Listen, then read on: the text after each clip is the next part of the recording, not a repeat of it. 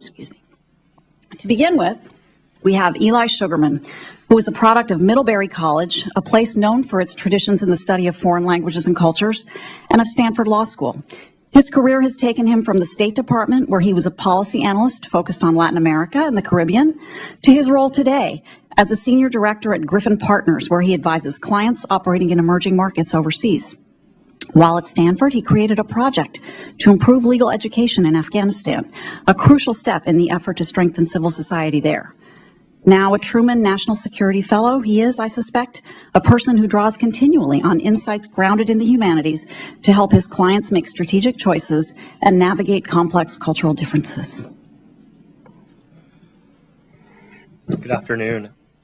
Thank you, Eva, for that kind introduction, and thank you, Steve Kidd, for the invitation to be here today. The study of history, culture, and foreign language, among other disciplines, are critical to the national interest of the United States. And I think it would be wrong to dismiss them as a luxury in this era of economic austerity.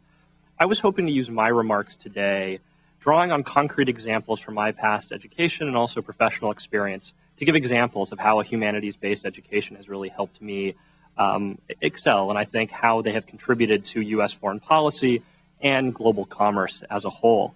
I want to start by discussing my experience at the State Department, then building a bit upon the rule of law work I did in Afghanistan, and rounding it out with a discussion of the emerging markets work I'm currently engaged in. As Eva said, I went to Middlebury College, received a high-quality liberal arts education, and then became a lawyer at Stanford. In between those two experiences, I worked at the State Department, where I focused on Latin America. I think the State Department hired me in large degree due to my background and education. By that, I mean I'd studied Latin American history. I spoke Spanish, and they viewed that knowledge base and those skills as a real asset to my job and as key factors that would enable me to actually pursue the U.S. national interest in Latin America. And I agree. Let me give you a few examples of how the humanities came into my daily experience. My language skills enabled me to build a rapport with the different diplomats who I dealt with, who were drawn from throughout the Americas. As you know, it's usually easier to build a relationship with somebody if you speak their own language. You don't have to impose upon them to learn yours. And so it's viewed as a sign of respect. And so I found that it was easier for me to develop a good working relationship that would then enable me to ask for favors and also really explain what was behind a U.S. policy position. And so instead of just getting the nominal pushback saying, well, yeah, we know, we get it, I could delve deeper, partially because I could communicate in Spanish. And I think that Spanish is also important, that language skills are important, because they're more than just a means of communication. They're really a window into a foreign culture. So during the State Department, I was posted to Argentina, where I worked at the embassy in Buenos Aires. And every day, as you could imagine, I would go in and talk to my Argentinian colleagues, and sometimes we'd have cordial conversations, and sometimes we wouldn't. But every day, they knew that the fact that I'd studied Latin American history meant that I was aware of what had happened in modern Argentina. I knew about the country's nominal neutrality during World War II. I was aware of its difficult history with military dictatorships. I also knew about the Falkland Islands War, which you always call Las Islas Malvinas with them, otherwise you're going to provoke an argument, which you want to avoid, to the terrorist attacks against Jewish targets in Buenos Aires in the 90s, to their subsequent economic collapse. All of that historical background and understanding and the ability to communicate, I think really helped my work and made me a much more efficient diplomat and representative of the U.S. Another point that I meant to touch upon earlier was that speaking a language just makes communication much more efficient. I'm sure a lot of you in the room have traveled overseas, and at times you may have even used the services of an interpreter. While interpretation is very important and very difficult, it also really slows down communication. Because if you think about it, you basically have to cut down what you want to say basically by 75%. Because you say something, the other person doesn't understand. So the translator has to translate it into their language. Then they say something, then it gets translated back, it gets said back, and then translated into English. So at the end of the day, instead of talking for 20 minutes, you're effectively talking, for 5 to 7, depending on how efficient people are. And so I think that just on that superficial level, and then with a deeper cultural component, I think that my background really aided my effectiveness at the State Department. So after leaving the State Department, I transitioned back to graduate school. I was ready to go back to school, if you will, and I decided that I wanted to go home to California. And for those of you in the audience who are young professionals or otherwise thinking about pursuing a graduate degree, I highly advocate the humanities. Law is not that bad. And Stanford's also a very nice place to go to school. So at Stanford, as Eva briefly mentioned, I helped start an interesting partnership wherein Stanford Law School decided to start working with the American University of Afghanistan, AUAF. AUAF is the only four-year undergraduate English language liberal arts institution in Afghanistan. It's loosely founded on the model of the American University of Beirut, American University of Cairo, without the august history and traditions of those two institutions. And so what Stanford Law School and AUAF are doing is trying to introduce a new model of legal education in Afghanistan that really draws upon the humanities. And the way it does that is that the real goal of the project is to teach critical thinking, writing, reading, all the real skills and creative problem-solving abilities that Afghanistan needs and that its human capital really needs to solve the multiplicity of problems that you read about in the news every day. And so right now, higher education in Afghanistan, like many developing countries, is defined by literally just rote memorization. The professor stands up using a hodgepodge of notes that date back to the 60s, 70s, 80s. They're on these convoluted photocopies, have been photocopied 80 times. You can't read half of them. Some of it's in French, some of it's in German, some of it's in Russian. And they try to explain how the legal system in Afghanistan works these days. As you can imagine, those types of materials, coupled with just sort of delivering knowledge and expecting a direct parroting of it back, doesn't really produce qualified lawyers or government officials or really leaders of any type.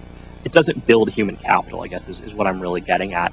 So the Stanford Project, really what it strives to do is, through the creation of custom curriculum, teach Afghan students how to break down, dissect, analyze, and then otherwise communicate arguments about how to solve some of the pressing dilemmas in Afghanistan. So to give you a concrete example, I remember a very powerful guest lecture we had in Kabul once by Alex Thier, who some of you on the Hill might have run across. He runs USAID's AFPAC programs.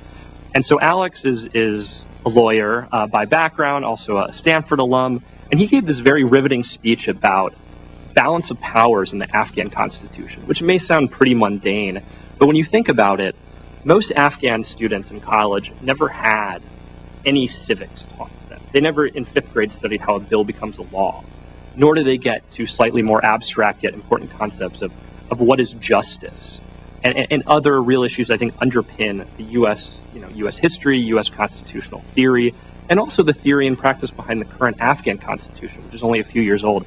So seeing Afghan students using these new skills to break down some of the materials they had read, articulate what the concept of justice is in Afghanistan, how it interrelates to different sources of law, whether tribal, formal, quasi-Sharia-like, and sort of then link that back into their day-to-day experience with corruption or political abuses, was fascinating and really drove home to me the importance of a humanities-based education. Because the history of law in Afghanistan, the culture of law in Afghanistan, basically law and society, in my view, is indivisible from a broader nation-building experiment right now that continues to move on. So I think that's a second area where my background in the humanities really paid dividends and continues to do so. The last area I'd like to touch upon is my current position. As Eva said, day to day I work in emerging markets. I help clients effectively sort of sell their widgets and invest in some of the most frontier markets you can imagine: Afghanistan, Iraq, Turkmenistan. And really what enables me to help my clients succeed and really helps my clients, I think, keep coming back to us and helps my colleagues serve them is an understanding of local culture, local history, the business community, if you will.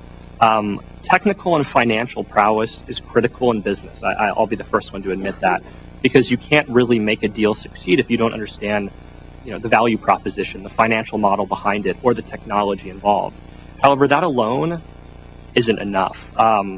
Say you make the best watches on earth or the best widgets, and you decide that you want to go into Iraq to sell your wares because you say there's a GDP growth, access to the sea, human capital, regional hub, so on and so forth.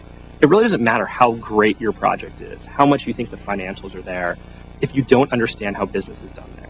And you can't understand how business is done there, how to build relationships, how to build trust, how to navigate the complexities of business and politics, which, unlike in the U.S., are not somewhat distinct, they're completely overlapping. If you look at a Venn diagram of business and politics in the developing world, it's basically, one and the same. And so I've found that a training in humanities, understanding history, culture, really helps you peel away the layers and solve some of the complex problems that, frankly, U.S. companies need help with, and Western companies do as well, and that global commerce is not possible without being able to communicate, without being able to build trust, and really solve some of those business problems, sort of the same way that I think it enabled me to be effective as a diplomat, even more so in the private sector. I think that oftentimes the humanities are not focused on enough in the private sector context, but I can tell you that when we look to hire and bring on additional staff, and maybe it's just my bias, but